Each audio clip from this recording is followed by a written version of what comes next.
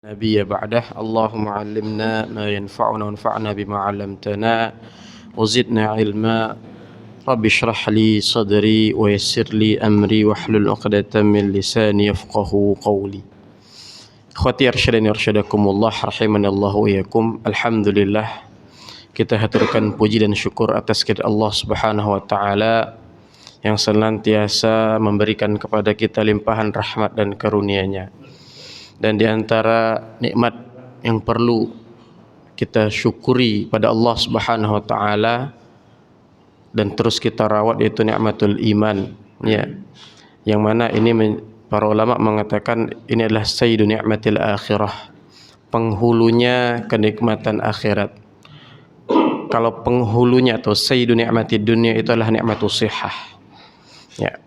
Maka dengan kenikmatan iman itu pula lah kemudian kita masih senantiasa Allah Subhanahu wa taala jaga kita untuk senantiasa berada di atas ketaatan. Salawat dan salam kita doakan kepada Allah Subhanahu wa taala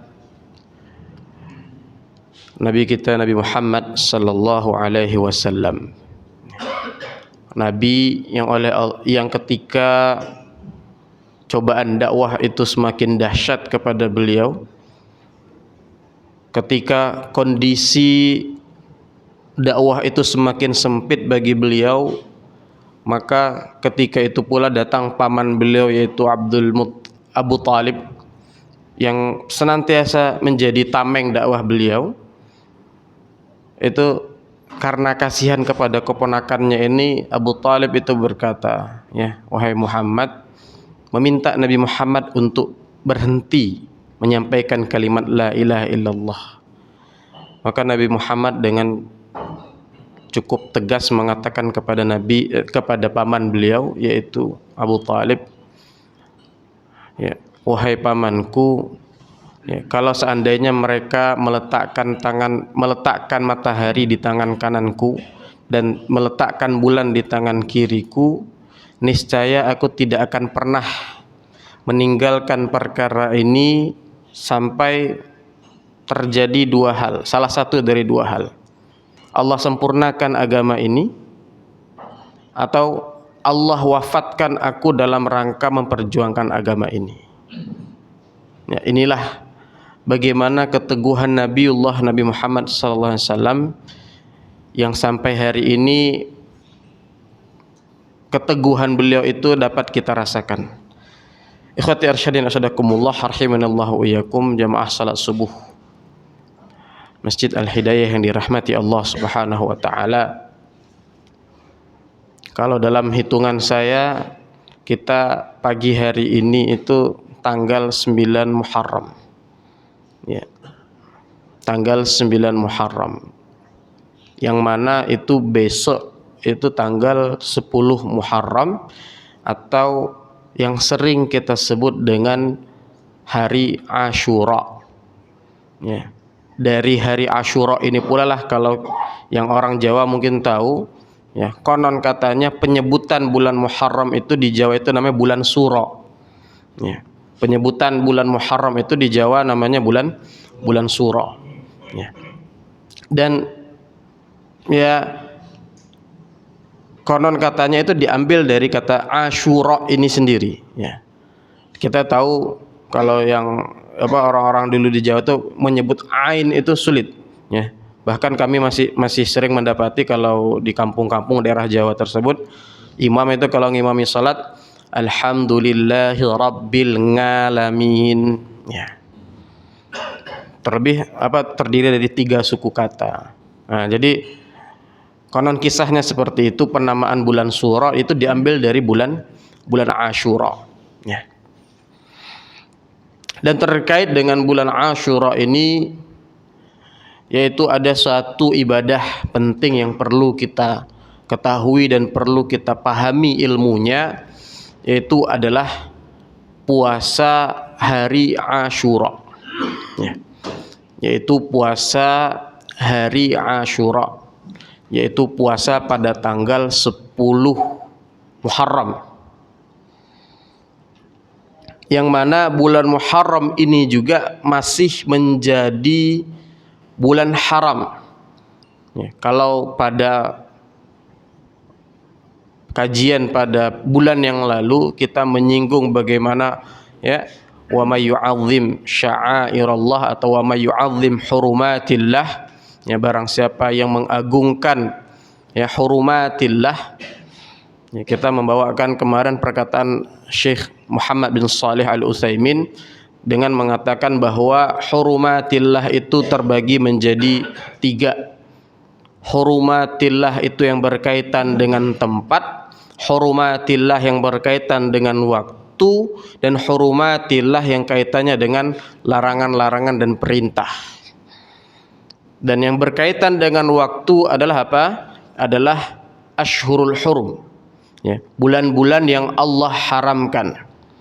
Ya.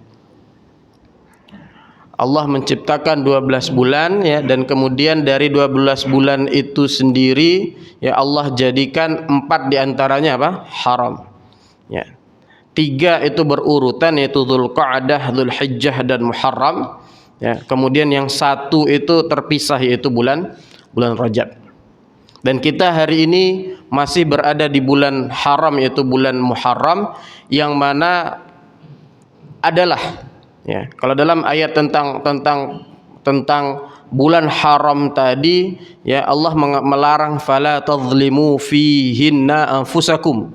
Ya, dan janganlah kalian menzalimi diri kalian pada bulan haram. Ya. Maknanya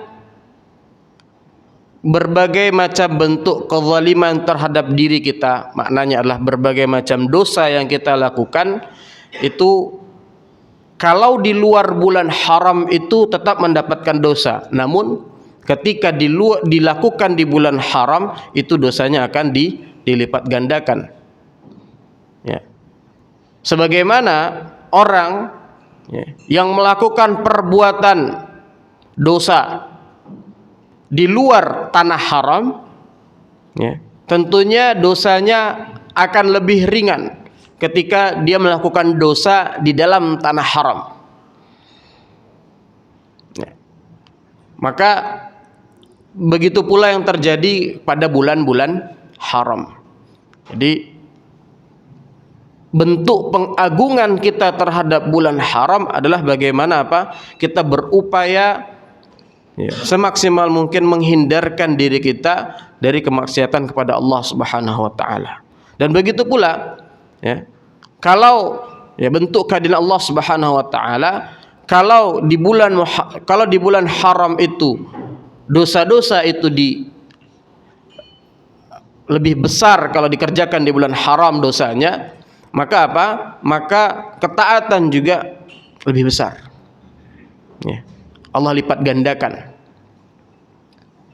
Dan termasuk adalah di bulan bulan Muharram kali ini. Kita kembali kepada puasa Asyura. Ya. Puasa Asyura. Ya. Puasa Asyura ini itu dalam hadis yang disebutkan oleh Ibunda Aisyah radhiyallahu anha bahwa puasa Asyura ini adalah puasa yang dilakukan oleh orang-orang musyrikin Quraisy pada masa jahiliyah. Ya. Kana tasumuhu, kata Ibunda Aisyah radhiyallahu anha, kana tasumuhu musyrikil Arab fil jahiliyah wa shamahu Nabi sallallahu alaihi wasallam. Dan Nabi Muhammad sallallahu alaihi wasallam juga melakukan puasa ini ketika di Mekah. Ya. Kemudian falamma qadimal Madinah, ketika Nabi Muhammad sallallahu alaihi wasallam itu datang ke Madinah, maka Nabi Muhammad sallallahu alaihi wasallam mendapati orang-orang Yahudi Madinah, ahlul kitab Madinah, ketika itu mereka berpuasa juga pada hari Asyura.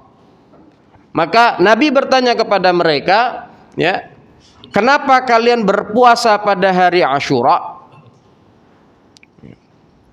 Maka mereka katakan hari ini pada tanggal 10 Muharram itu adalah hari di mana Allah Subhanahu wa taala menyelamatkan Nabi Musa dari kejaran Firaun. Ya. Kita kembali kepada hadis Aisyah, ya, falamma qadimal Madinah, ketika Nabi Muhammad datang ke Madinah, Nabi dapati orang-orang Yahudi berpuasa pada bulan Asyura. Maka Nabi perintahkan kepada para sahabatnya, fa amaran Nabi bisyami yaumal Asyura. Maka Nabi memerintahkan kepada para sahabatnya untuk berpuasa pada hari Asyura. Jadi berbeda antara fase Makkah dan Madinah. Fase Makkah itu Nabi melakukannya, namun belum memerintahkannya kepada para sahabat ridwanullah alaihim. Namun ketika sudah sampai Madinah, Nabi mendapati orang-orang Yahudi itu berpuasa pada hari Asyura. Kemudian Nabi perintahkan kepada para sahabat puasa Asyura, dan perintah ini disebutkan oleh para ulama yaitu pada tahun kedua Hijriah. Perintah ini pada tahun kedua Hijriah. Nabiullah Muhammad SAW itu hijrah, disebutkan dalam beberapa keterangan bahwa hijrahnya Nabi Muhammad SAW ke kota Madinah itu berlangsung pada bulan Rabiul Awal. Nah, itu kalau tahun pertamanya. Maka di tahun pertamanya Nabi itu hanya berapa bulan? Dari Rabiul Awal, Rabiul Tsani, Jumadal Ula, Jumadal Tsaniyah, ya. Kemudian Rajab, Sya'ban, Ramadan, Syawal, Dzulqa'dah, Dzulhijjah.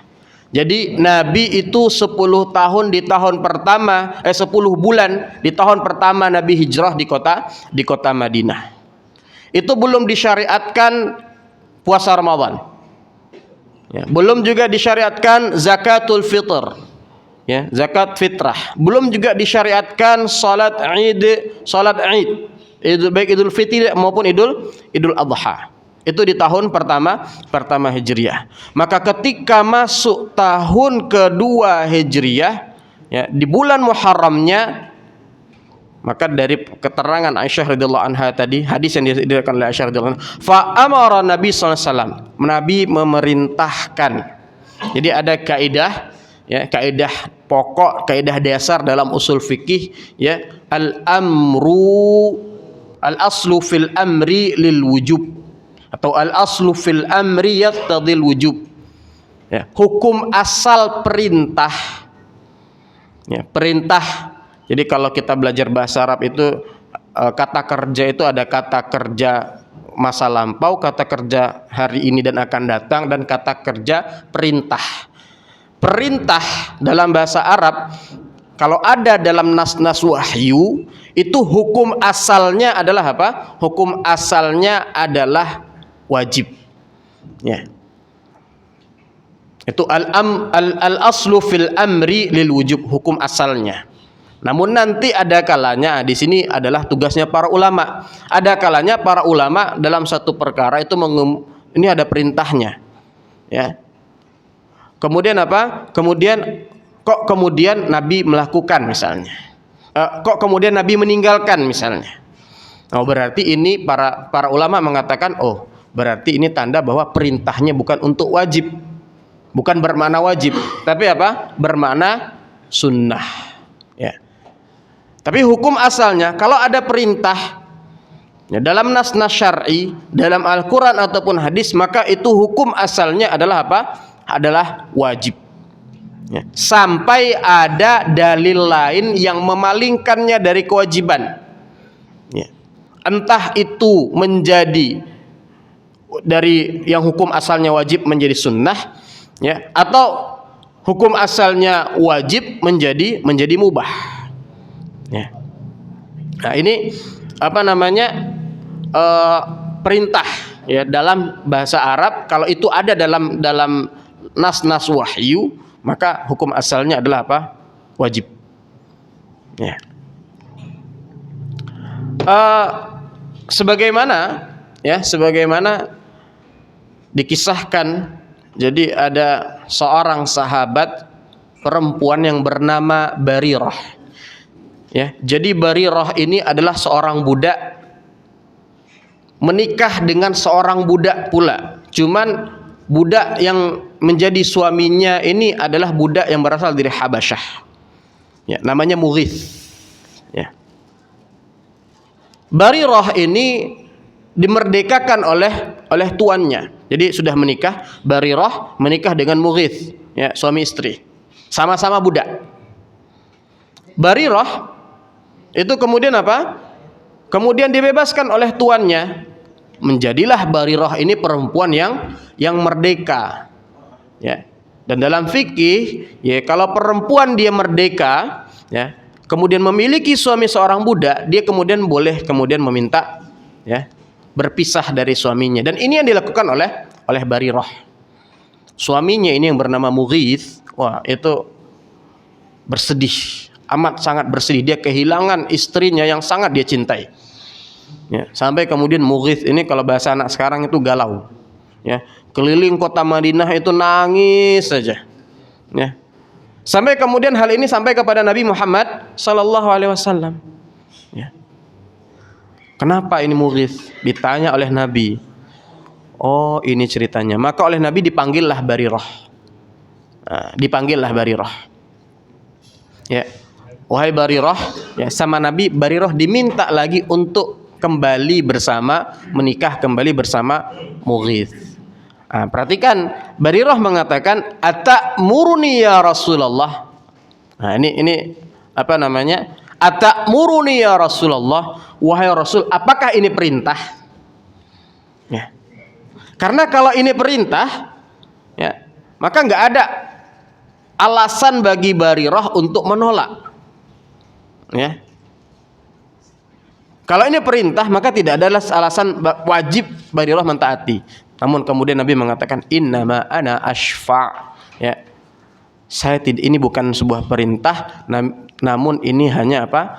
Hanya syafaat. Ya, kata Nabi. Ya, kalau kamu mau ya sudah, kalau kamu mau bagus, kalau nggak mau ya sudah. Maka dari sini para ulama mengambil kesimpulan bahwa hukum asal perintah itu adalah wajib. Nah, kita kembali kepada hadis Aisyah, fa'amara, ya, bisaumi yaumal Asyura. Maka Nabi memerintahkan puasa pada hari Asyura. Ketika itu di tahun kedua belum diwajibkan puasa Ramadan. Maka, ya, dalam salah satu keterangannya para ulama mengatakan salah satu fase diwajibkannya puasa bagi umat Islam, ya, ada 3 fase. Fase pertama diwajibkan puasa 3 hari dalam satu bulan. Ya. Fase berikutnya adalah diwajibkannya, bersamaan dengan itu diwajibkannya puasa hari Asyura. Jadi di tahun kedua tersebut puasa hari Asyura hukumnya wajib. Ya. Karena waktu itu belum ada puasa Ramadan. Sampai kemudian, ya, di tahun kedua itu, ya, setelah bulan Muharram bulan pertama, bulan Ramadan bulan kedua, bulan ke-9, ya. Maka di bulan Sya'bannya itu Allah Subhanahu wa taala memerintahkan umat Islam untuk berpuasa Ramadan, maka dengan itu, ya, hukum puasa Asyura yang awalnya adalah wajib pada tahun kedua Hijriyah, dengan diwajibkannya puasa Ramadan, maka hukum puasa Asyura ini menjadi sunnah. Sebagaimana keterangan yang disampaikan oleh Aisyah radhiyallahu anha, ya. Kemudian falamma iftarada alaihi, ya, shauma Ramadan, ya, ketika Allah telah mewajibkan kepada Nabi, ya, kepada Nabi puasa Ramadan, maka terkait dengan puasa Asyura, ya, fayasumuhu man sya', ya, silahkan siapa yang berkehendak maka berpuasa, yang mau juga boleh meninggalkannya. Ya. Dan inilah hukum yang berlaku bagi kita hari ini, hukum terakhir, ya, yaitu bagaimana puasa Asyura kembali hukumnya menjadi apa? Menjadi sunnah. Ya. Bapak yang dirahmati oleh Allah Subhanahu wa taala, ya, jemaah salat subuh Masjid Al-Hidayah yang dirahmati Allah Subhanahu wa taala. Tadi di awal ketika saya membawakan hadis Aisyah, saya membawakan riwayat lain, yaitu terkait dengan apa? Terkait dengan bagaimana Nabi Muhammad SAW mendapati Yahudi, orang-orang Yahudi di kota Madinah itu berpuasa pada bulan Asyura. Orang-orang Yahudi di kota Madinah itu ya, berpuasa pada hari Asyura. Ketika itu Nabi bertanya, kenapa kalian berpuasa? Ya. Ini adalah hari di mana Allah selamatkan Musa dari kejaran Fir'aun. Ya. Maka kemudian atas dasar itu orang-orang Yahudi ya, memperingatinya dengan apa? Dengan berpuasa pada Asyura, dan ini adalah syariatnya Nabi Musa. Ya, ini adalah syariatnya Nabi Musa. Dan kemudian Nabi mengatakan kepada para sahabatnya, wa nahnu ahaqqu bi Musa minhum.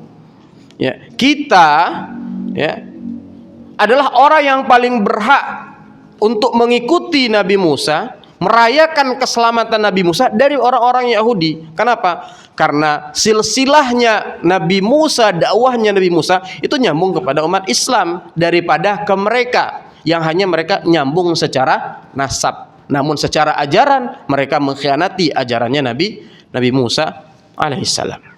Ya. Di dalam firman Allah Subhanahu wa taala ya, dalam surat Asy-Syu'ara ya, kisahnya ya, falamma tara Asy-Syu'ara ayat 61, 62 dan 63, Allah Subhanahu wa taala berfirman, falamma tara al-jam'ani qala ashabu Musa inna lamudrakun.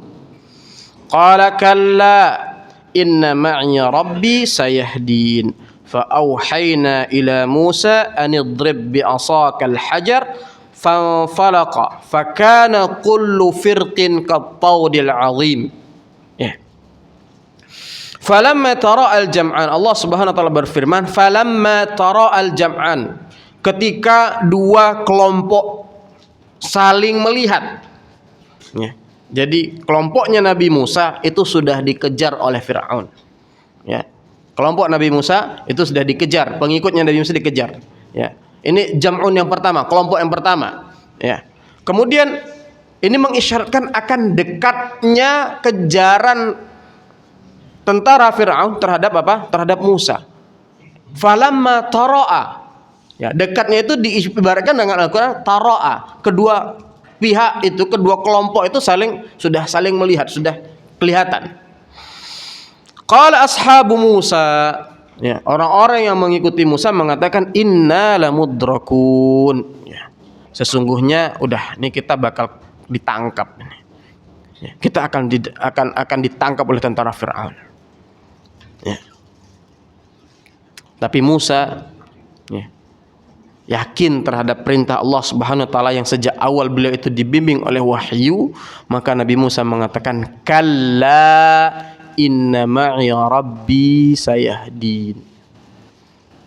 Demi Allah sesekali kita tidak akan tertangkap. Inna ma'i rabbi sayahdin. Ya. Sesungguhnya apa? Saya bersama Rabb saya, sayahdin, Allah akan memberikan saya petunjuk dan jalan keluar dari kondisi ini. Lihat, ya. Bagaimana dalam kondisi yang ya, musuh sudah di depan mata, ya, belum ada tanda-tanda jalan keluar, Nabi Musa alaihissalam itu masih tetap apa? Yakin bahwa Allah akan apa? Akan menunjukinya, Allah akan membimbingnya, menyelamatkannya dari Fir'aun. Ya. Maka ini menjadi pelajaran bagi kita. Yakin terhadap apa? Terhadap janji-janji Allah Subhanahu wa taala. Ya. Di dalam kisah yang lain dalam surat Yusuf, ya, ketika diceritakan kisah bapak beliau, maka dikatakan wala tayasun rauhillah. Ya. Dan janganlah apa? Ya, berputus asa dari rahmat Allah Subhanahu wa taala. Ya. Maka ini keyakinan terhadap janji Allah Subhanahu wa taala ini yang harus kemudian apapun kondisinya. Ya. Sahabat Khabbab bin Arad itu pernah datang kepada Nabi Muhammad SAW ketika Islam ya ditindas-tindasnya. Ya. Itu apa? Datang kepada Nabi Muhammad SAW. Ya. Meminta kepada Nabi ketika kondisi amat sangat ya seolah-olah tidak ada lagi peluang dakwah di kota Mekah. Ya, ketika itu kemudian Khabbab bin Arad datang kepada Nabi Muhammad SAW mengatakan, ya, wahai Rasul, bukankah engkau Nabiullah? Ya. Bukankah engkau Nabiullah? Kenapa engkau tidak doa saja kepada Allah Subhanahu wa taala agar Allah apa? Menghancurkan ya musuh-musuhmu. Ya. Maka Nabi mengatakan, ya, innakum qaumun tasta'jilun. Ya. Kalian ini orang yang terburu-buru, tergesa-gesa untuk cepat melihat kemenangan. Ya. Nabi mengisyaratkan, ya sesungguhnya ya orang-orang sebelum kalian ada yang apa? Ada yang digergaji, ya. Kepalanya dari atas yang menyebabkan tubuhnya terbelah. Ada yang kemudian disisir dengan sisir besi yang kemudian itu membuat kulit kepalanya terkelupas. Ya. Dan hal itu tidak membuat mereka berpindah dari agamanya. Ya. Jadi bentuk ya keyakinan seperti ini yang dan senantiasa harus kita pegang. Ya. Dalam kemudian kondisi kok ya umat Islam hari ini di mana-mana kemudian menjadi korban kezaliman, ya. Kemudian umat Islam ya senantiasa menjadi pihak yang tertuduh dalam setiap hal, yang dikucilkan tidak hanya umatnya tapi juga syariatnya. Ya. Mulai kemudian hal-hal yang pokok dalam agama ini mulai kemudian digerus. Ya. Belum lama ya ada kemudian sempat trending di Twitter itu Bapak. Ya. Itu ada seruan kembalikan pakaian anak sekolah itu apa seperti dulu lagi. Ya. Ini ya kemudian itu trending di Twitter, diberitakan oleh portal-portal berita dan lain sebagainya. Ya. Itu kan mereka mengatakan kami hanya mengembalikan ya. Tapi pada dasarnya yang mereka tolak apa? Yang mereka tolak adalah apa? Ya, kebiasaan hari ini putri-putri kita sekolah itu menggunakan jilbab menutup aurat. Ya. Kemudian diangkat juga kasus di salah satu sekolah di Jakarta Selatan, ya, di mana muridnya ditegur oleh gurunya karena tidak pakai jilbab. Ya. Itu diangkat dan kemudian ya diangkat untuk dibully. Ya diangkat kemudian untuk dikatakan ini loh ada pemaksaan. Ya. Kalau kemudian kita tahu lagi bahwa Pak itu belum lama ini itu gol namanya sudah ketok palu ya RUU PKS ya namanya dulu rancangan undang-undang perlindungan kekerasan seksual ya. Kalau kita tahu dulu di tahun yang lalu di periode yang lalu itu RUU PKS ini ya sempat ditolak, sempat kemudian ada upaya dari umat Islam untuk bagaimana agar RUU ini tidak lolos. Karena kalau RUU ini lolos di awalnya ya itu ada nanti namanya undang-undang kontrol seksual. Maksudnya apa? Orang tua tidak boleh memaksakan pakaian tertentu kepada anaknya. Ya. Kalau mau lebih gamblang lagi bagaimana? Seorang bapak kalau nyuruh maksa anaknya pakai jilbab misalnya, maka itu anaknya tidak terima, anak bapaknya bisa dipidanakan. Tapi alhamdulillah waktu itu ya beberapa umat Islam, ya kelompok-kelompok kecil umat Islam mengawal RUU ini sampai kemudian tidak sempat gol. Ya. Cuman beberapa waktu yang lalu ketika pandemi ini RUU ini gol, di periode ini gol. Cuman saya tidak tahu apakah yang ada tentang kontrol seksual itu kemudian termasuk yang digolkan atau sudah direvisi undang-undangnya waktu itu. Ya. Jadi ketika ya tidak hanya apa namanya umatnya, ya syariatnya juga hari ini menjadi apa? Menjadi sasaran. Ya. Kemudian umatnya dipecah belah. Ya. Dan seterusnya. Ketika kemudian ya di saat yang bersamaan mungkin tokoh-tokoh umat, para ulamanya dan lain sebagainya, ada yang kemudian dibungkam dan lain sebagainya. Orang-orang yang vokal pembelaan terhadap umat hari ini kemudian ya takut-takut untuk membela hal-hal yang berkaitannya dengan umat. Ya. Jangan kondisi seperti ini jangan sampai ya membuat kita putus asa, atau mungkin di saat kajian beberapa ustadz itu kemudian di beberapa tempat itu ditolak dengan alasan ini ustadz ini ustadz ini itu dan lain sebagainya. Ya. Jangan sampai kemudian kemudian kondisi-kondisi ini yang membuat kita berputus asa dari Allah Subhanahu wa taala. Ya. Maka jangan sampai kemudian ya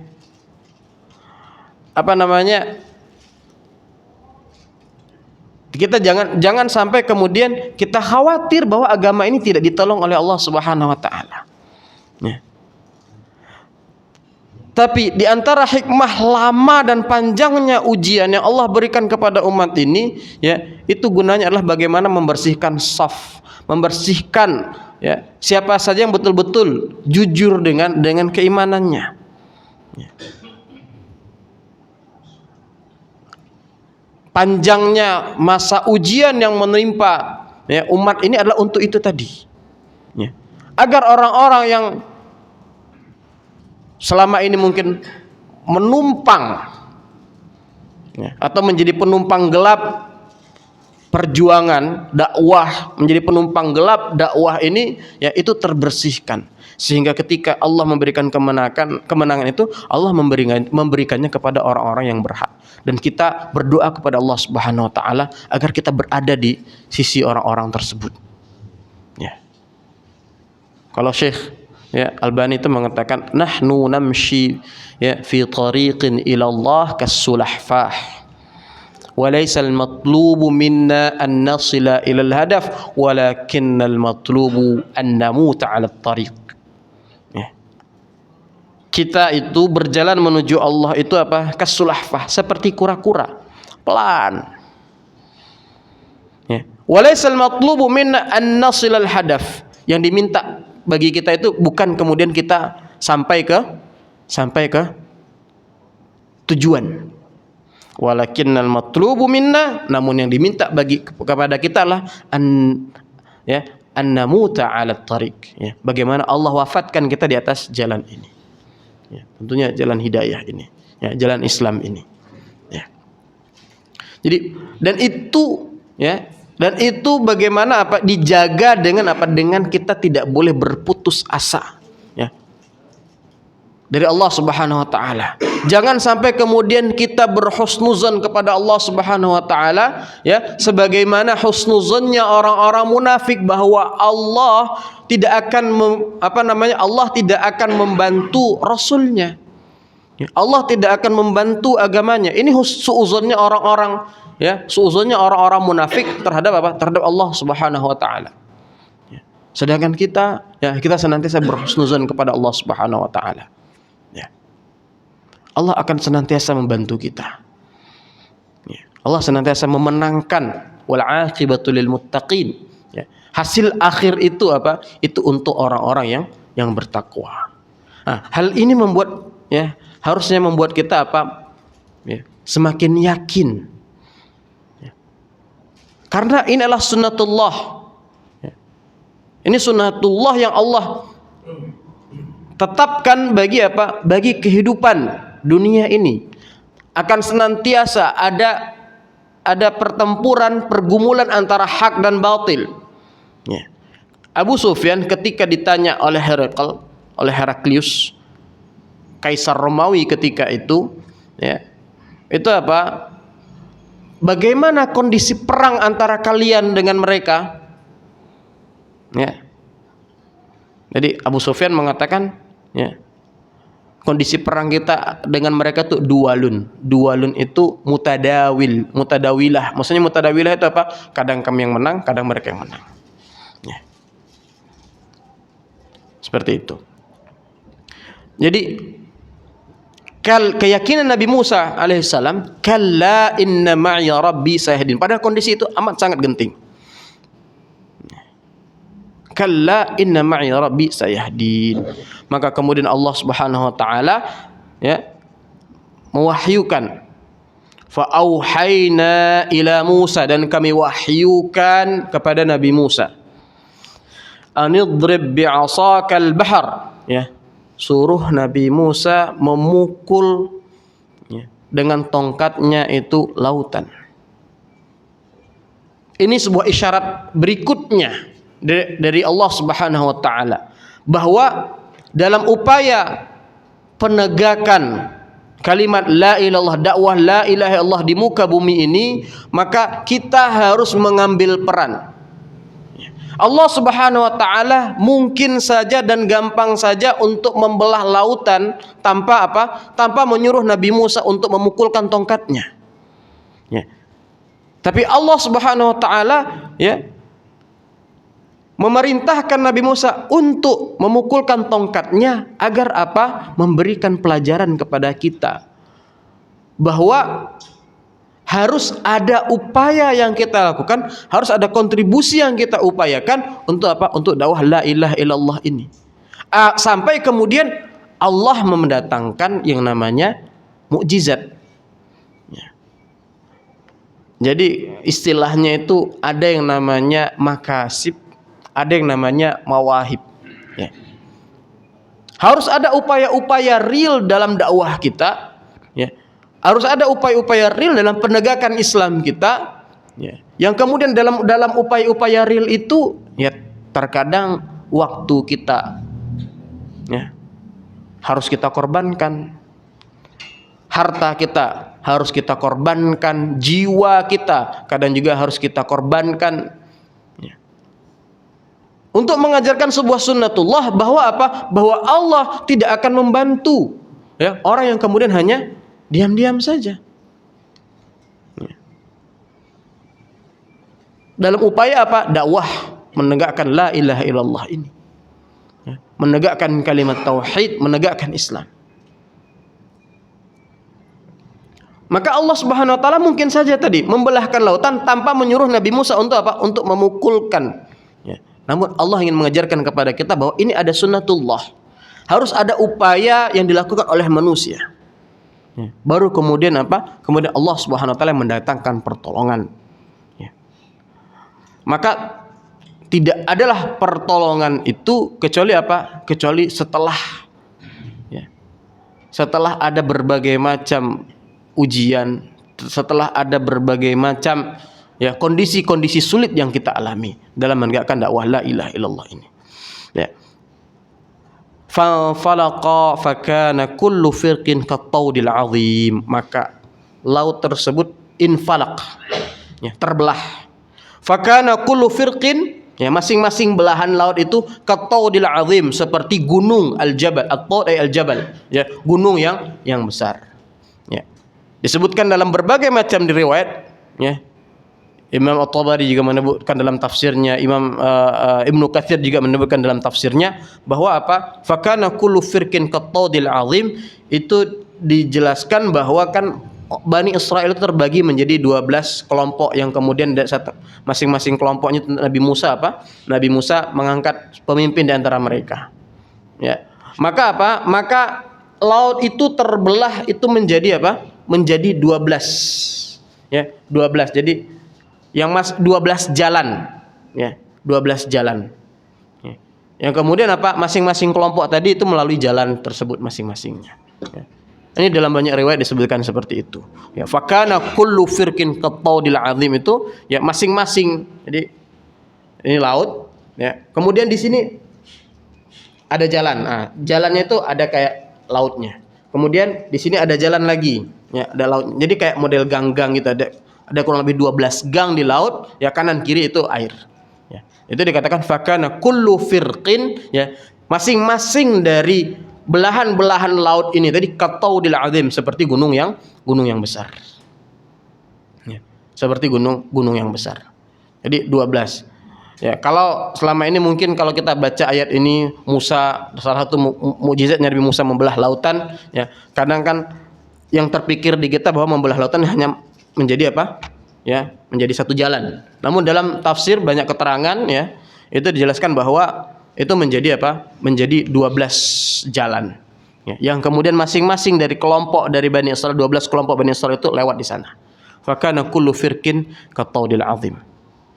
Nah, ini adalah bagaimana Nabiullah Muhammad SAW itu memberikan pelajaran kepada para sahabatnya, ya, bagaimana hari di mana Nabiullah Musa alaihissalam yang diperingati oleh Nabi Musa sendiri, dalam riwayat dikatakan seperti itu, kemudian juga itu menjadi syariat Nabi Musa yang kemudian diwariskan kepada Bani Israil masih, ya, melakukannya, ya, sampai kemudian itu ketika Nabi Muhammad SAW diutus, ya, Yahudi Madinah itu masih mengikuti apa? Syariat tersebut.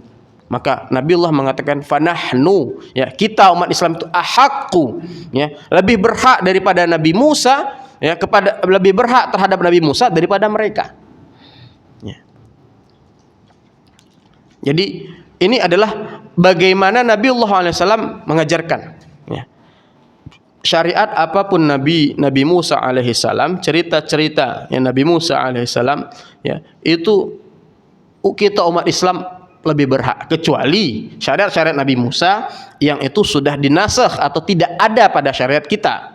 Seperti misalnya ketika di zamannya Nabi Musa, ketika mereka melakukan jihad fisabilillah, berperang, ya, kemudian mendapatkan harta rampasan perang, maka syariatnya Nabi Musa itu nggak boleh kemudian dimakan. Hartanya itu harta-harta musuh yang disita tadi dari rampasan perang tadi ditaruh, dikumpulkan di suatu tempat, kemudian apa? Kemudian disambar oleh petir dengan api dan terbakar. Ya, itu syariatnya Nabi Musa. Namun syariatnya Nabi Muhammad SAW itu apa? Itu harta rampasan perang, ya, yang dinamakan al-ghanimah. Jadi itu ada istilah al-ghanimah, nanti ada istilahnya al-fai'. Ya. Al-ghanimah itu apa? Al-ghanimah itu harta yang didapatkan oleh kaum muslimin melalui perang dengan orang-orang kafir. Harus ada dengan perang orang kafir. Jadi kalau perang antar sesama kaum muslimin, ya, misalnya perang antara sahabat Ali radhiyallahu anhu dan Muawiyah radhiyallahu anhu misalnya, itu harta, yaitu bukan harta ghanimah. Ya. Jadi perang, jadi patokannya perang dengan orang kafir. Ya. Maka hartanya itu harta ghanimah. Dan ini oleh Nabiullah Muhammad SAW dikatakan, ya, dan waju'ilat rizqi tahta dhilli rumhi, dan dijadikan rizkiku, kata Nabi, ya, tahta dhilli rumhi, di bawah naungan tombakku. Ya. Para ulama di antaranya Ibnu Qayyim al-Jauziyah mengatakan, ya, dibagi umat ini harta yang paling mulia itu harta apa? Harta ghanimah. Jadi kalau ada urutan nafkah, itu nafkah pertama itu ghanimah, kemudian nanti baru berdagang, kemudian baru bertani, kemudian amalur rajuli biyadihi dan lain sebagainya. Ya. Jadi itu di antara syariat, ya, Nabi Muhammad yang berbeda dengan Nabi Musa. Dan itu dibagikan, ya. Ada aturannya, turun ayat tentang apa? Tentang pembagian ghanimah. Yas'alunaka 'anil anfal, qulil anfalu lillahi war rasul. Ya. Itu ayat itu bercerita tentang ketika para sahabat, ya, berselisih dalam apa? Pembagian harta rampasan perang. Ya. Tadi namanya ghanimah. Ada namanya al-fai', ya. Al-fai' itu adalah harta yang diperoleh dari orang kafir tanpa perang. Jadi misalnya ini kaum muslimin dengan orang kafir perang. Orang kafirnya udah kabur duluan, nyerah, ya, kabur duluan, meninggalkan daerahnya, meninggalkan perkampungan mereka. Nah, harta-hartanya itu halal bagi kaum muslimin, ya, diambil, itu namanya al-fai'. Ya. Seperti itu, ya. Tapi sekali lagi ini kaitannya dengan jihad, ya, dengan peperangan antar kaum musyrikin, ya, dan umat Islam, orang-orang kafir dan orang Islam. Ya. Ini namanya al-fai, ya. Yang mana hari ini istilah fai itu kayak dikaburkan. Jadi perampokan. Ya, itu kadang disebut apa? Oh ini kan bank ini riba, maka boleh dirampok misalnya. Ya, ini kan isinya harta orang-orang kafir. Iya kalau harta orang kafir. Kalau ada harta kaum muslimin di sana bagaimana? Ya. Maka ini bukan fai. Jadi fai ini adalah fai dan ghanimah. Itulah hukum yang kaitannya dengan apa? Dengan hukum jihad. Ya, ada jihad, ada perang antar kaum muslimin dan orang kafir. Baru ada turunannya tadi, harta ghanimah dan harta fai itu tadi. Ya. Bapak-bapak, sidang jamaah salat subuh Masjid Al-Hidayah yang dirahmati oleh Allah Subhanahu wa taala. Ya. Ini adalah tadi bagaimana Nabi Muhammad SAW ya, itu menceritakan tentang disyariatkannya bagaimana orang-orang Yahudi Madinah ketika itu mereka masih ya, memegang ajaran Nabi Musa, dan kita umat Islam lebih berhak. Ya. Bahkan kisah diselamatkannya Musa ya, itu diceritakan di dalam banyak tempat, di dalam beberapa tempat. Dalam surah Al-Baqarah ada wa idz najjaynakum min ali fir'auna yasumunakum su'al adzab yudzabbihuna abna'akum ya. Yudzabbihuna abna'akum wa yastahyuna nisa'akum ya. Kemudian wa idz faraqna bikumul bahra fa anjaynakum min ali fir'aun ya. Dan ketika apa? Ketika wa idz faraqna bikumul bahra, dan ketika kami pisahkan ya di antara kamu dan Firaun itu apa? Lautan. Ya, ada di berbagai macam tempat di dalam Al-Quran dikisahkan, dan kita lebih berhak ya, daripada mereka orang-orang Yahudi. Ya.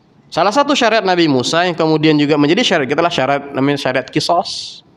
Ya, syariat qisas, syariat rajam bagi orang-orang yang melakukan zina dan dia sudah menikah. Ya, itu adalah di antara syariat-syariat Ahlul Kitab yang hari ini juga menjadi apa? Menjadi syariat bagi kita. Ya. Kemudian ya, Bapak-bapak dirahmati oleh Allah Subhanahu wa taala, terkait dengan keutamaan puasa Asyura itu ya, dalam riwayat Ibnu Abbas diantaranya ya dikatakan bahwa Nabi Muhammad SAW berkata ya ahtasibu ayyukaffiras sanah al-madiyah, saya mengharap bahwa puasa Asyura itu dapat menghapus dosa-dosa yang telah lalu. Nah, pertanyaannya adalah, ini yang dihapuskan apa? Dosa kecil atau apa? Dosa besar. Nah, kita memulainya dari suatu kaidah, ya. Yang kemudian kaidah ini kita mulai dari sebuah pertanyaan. Apakah amalan-amalan soleh itu dapat menghapuskan dosa atau tidak? Ya. Apakah amalan soleh itu dapat menghapuskan dosa atau tidak? Ya. Saya bawakan hadis dari Nabi Muhammad SAW ya. Sini sebagai contoh saja bahwa amalan soleh itu dapat menghapuskan dosa ya. Amalan soleh secara umum, apapun itu amalan solehnya, itu dapat menghapuskan dosa ya. Dalam sebuah hadis Nabi Muhammad SAW bersabda, ala adullukum ala ma yamhullahu bihil khataya wa yarfa'u bihi darajat, qalu bala ya Rasulullah, qala isbaghul wudu 'alal makarih wa kasratul khuta ilal masajid wa intidharus salati ba'da as-salah fadzalikumur ribat, kata Nabi. Ala adullukum, apakah mau kalian aku tunjukkan ma yamhullahu bil khataya ya, di antara amalan-amalan yang amalan tersebut dapat menghapus dosa. Wa yarfa'u bihi darajat, yang dengannya Allah mengangkat derajat. Bala ya Rasulullah. Para sahabat menjawab, kami mau ya Rasulullah. Isbaghul wudu ya, alal makarih. Isbaghul wudu itu menyempurnakan wudu alal makarih, dalam kondisi yang makarih, yang sulit. Contoh, kondisi sulit itu apa? Kita lagi berada di daerah yang amat sangat dingin, kemudian apa? Kemudian kita berwudu. Ya. Nah, itu salah satu penyebab dihapuskannya dosa, kemudian apa? Diangkatnya derajat seseorang. Kemudian yang berikutnya wa kathratul khuta ilal masjid, banyaknya langkah menuju masjid. Ya. Ini penting juga namanya kita ya, ihtisab. Ya, ihtisab. Ihtisab itu apa? Jadi setiap langkah, kalau ini kadang kita tiap hari Pak rutin jalan ke masjid dan lain sebagainya. Tapi kadang kalau tidak kita ihtisabkan, itu kadang khawatirnya apa namanya pemaknaan bahwa ini tuh ibadah, menghapus dosa itu kita kadang-kadang kurang. Ya. Nah, jadi itu kathratul khuta ilal masjid, banyaknya apa? Langkah menuju masjid. Ada yang bertanya, kalau naik motor apakah dihitung putaran rodanya atau bagaimana? Ya, wallahu a'lam bishawab. Ya. Jadi tidak ada para ulama mengatakan seperti apakah kalau naik onta apakah langkah itunya ontanya, ya. Ya, tidak. Kalau goes, ya. Pada dasarnya para ulama mengatakan bahwa dihapusnya dosa dalam melangkah menuju masjid itu itu tergantung kepada tingkat masyaqqah, tingkat kesusahan yang dialami, tingkat pengorbanan yang dialami, maka dikatakan kathratul khuta. Orang semakin banyak otomatis semakin berat, kalau naik motor bagaimana? Naik motor pengorbanannya seperti apa? Kalau naik goes, pengorbanannya seperti apa? Kan gitu. Kalau naik mobil, pengorbanannya seperti apa? Jadi seperti itu. Jadi tergantung dengan tingkatan masyaqqah yang dialami dalam berjalan menuju masjid itu tadi. Namun tadi bagaimana kita memaknai setiap langkah, setiap perjalanan kita masjid itu kita ihtisabkan, kita nilai sebagai sebuah ibadah yang dapat menghapuskan dosa kita dan mengangkat derajat kita di sisi Allah Subhanahu wa taala. Kemudian wantidharus shalah ba'da shalah, menunggu waktu salat setelah salat, melakukan salat. Jadi kan sampai kemudian ada ada perkataan yang ini kerjaan utama kita tuh hanya menunggu waktu salat. Adapun pekerjaan kita itu namanya sampingan. Pekerjaan utama kita tuh menunggu waktu salat. Adapun pekerjaan yang lainnya itu hanya sampingan. Jadi wantidhar waktu shalah. Nah, ini dalil dan banyak dalil yang senada menandakan bahwa amalan saleh itu dapat menghapus pahala. Menghapus dosa. Dapat menghapus dosa. Kemudian pertanyaan berikutnya kita turunkan. Dosa apa yang dapat dihapus? Dosa besarkah atau dosa kecilkah? Oke, sekarang kita bawakan.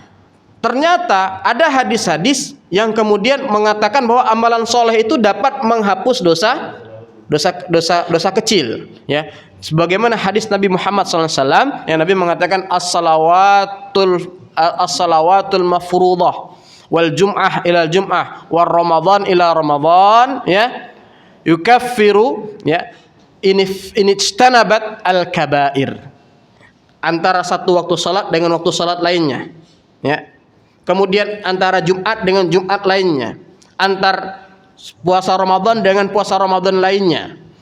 Maka kata Nabi, hal ini itu dapat menghapus menghapus dosa-dosa inijtanabat al-kabair, selama dia selama dia meninggalkan dosa besar. Hadis ini oleh sebagian ulama dipahami bahwa tadi amalan soleh itu hanya dapat menghapus dosa kecil, karena dosa besar tidak bisa dihapus kecuali dengan taubat. Itu satu hadis. Jadi hadis yang mengatakan jelas bahwa berarti dari hadis ini dapat kita simpulkan menunggu waktu sholat zuhur, dari subuh ke zuhur misalnya, zuhur ke asar, itu hanya dapat menghapus dosa kecil karena dalilnya spesifik. Dalilnya spesifik. Kemudian ada hadis lain ketika bahwa ada amalan soleh yang dapat menghapus dosa besar. Ketika Nabi Muhammad SAW bersabda, man qala astaghfirullah, barang siapa yang berkata astaghfirullahal azim alladzi la ilaha illa huwal hayyul qayyum wa atubu ilaih, maka Nabi mengatakan ghafarallahu lahu wa in kana farra minaz zahf, Allah hapuskan dosanya meskipun dia kabur dari medan perang. Kabur dari medan perang itu itu oleh Nabi dimasukkan dalam 7 dosa yang 7 dosa besar. Nah, ini mengisyaratkan perkataan astaghfirullahal azim, ya, alladzi la ilaha illa huwal hayyul qayyum wa atubu ilaih, itu dapat menghapus dosa besar. Oke. Ini ada dua hadis yang seolah-olah bertentangan. Maka bagaimana para ulama? Bagaimana kalau ada dalil yang tidak dijelaskan, yang dihapuskan dosa besar atau dosa kecil? Tadi kan jelas, ya, yang dihapuskan dosa kecil, yang sholat menunggu waktu sholat, ya, dari menunggu Jumat, dari Jumat ke Jumat, yang menunggu puasa dari puasa yang satu ke puasa tahun yang berikutnya, itu jelas, ya, yang dihapuskan dosa kecil. Begitu juga tentang perkataan astaghfirullahal azim, ya, alladzi la ilaha illa huwal hayyul qayyum wa atubu ilaih, ya, jelaskan bahwa ini dapat menghapus dosa besar, ya. Bagaimana kalau kemudian ada hadis yang mutlak, nggak disebutkan ini yang dihapus dosa besar atau dosa kecil, ya, disinilah perbedaan para ulama dalam menghukuminya, ya. Sebagian ulama itu mengatakan yang dihapus hanya dosa kecil, ya.